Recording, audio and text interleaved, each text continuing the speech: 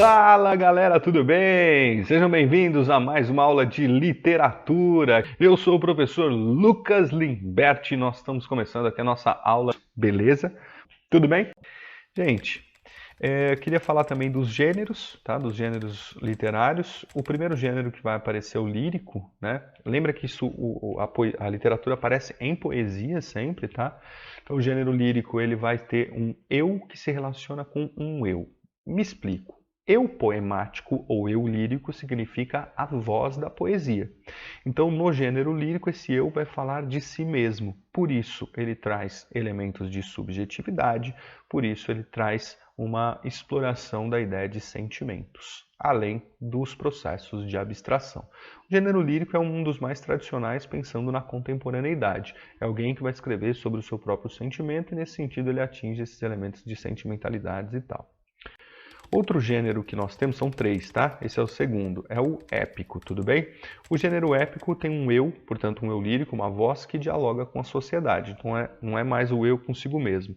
Nesse sentido, nós vamos ter uma narrativa longa, normalmente são poemas muito longos, você pensar, por exemplo, Odisseia, na Eneida, né? Falando nos clássicos, ou na literatura de língua portuguesa no Camões, né? Com os Lusíadas lá de 1572, imagina. É uma história, o poema é único, né? Ele tem 8.816 versos, uma narrativa que conta a aventura do Vasco da Gama quebrando o Cabo da Boa Esperança e chegando até Calicut, né? Tem sempre a presença do herói, este eu que em sua unicidade carrega um valor coletivo, portanto é o eu e a sociedade, e um ponto importante também é que o texto épico sempre traz uma relação desse herói com forças metafísicas, no caso na tradição clássica mitológicas, que vão auxiliá-lo em sua epopeia, né? Auxiliá-los em sua grande aventura, tá bom? E por fim nós temos o gênero dramático, né? O prefixo dran do gênero dramático, do grego, significa agir, tudo bem? Então é um texto escrito para ação, em outras palavras, um texto escrito para o teatro. E o eu se relaciona com um tu, ou seja, você tem um eu que vai falar com uma segunda pessoa, seja do singular, seja do plural, pode ser um vós. Quem é esse tu, quem é esse vós? A plateia, tudo bem?